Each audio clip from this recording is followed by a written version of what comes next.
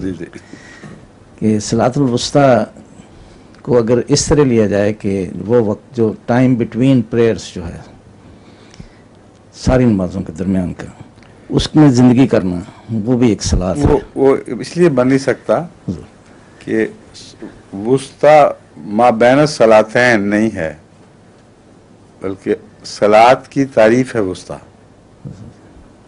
اس لیے وہ صلاۃ جو ایسے وقت میں آئے جب کہ وہ گھری ہوئی ہو دوسری مصروفیات میں یا دوسری توجہات میں، دوسری خواہشات میں.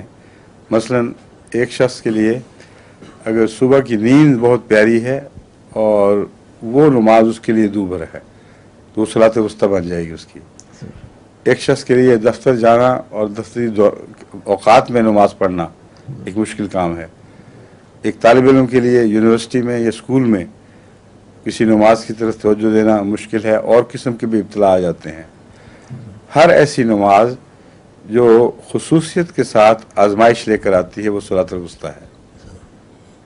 تو اپنی عام نمازیں تو تم پڑھ ہی لیتے ہو، اصل تب پتہ چلے گا جب نماز کو سے توجہ ہٹانے کے لیے یا اس کا احترام کو دل سے دور کرنے کے لیے بہت سے محرکات ارد گرد کام کر رہے ہوں گے. پھر بھی اگر تم رکھو توجہ تو پھر یہ اصل حقیقت ہے، یعنی حقیقی طور پر نماز کا حق ادا کرنا ہے. فرمائیے.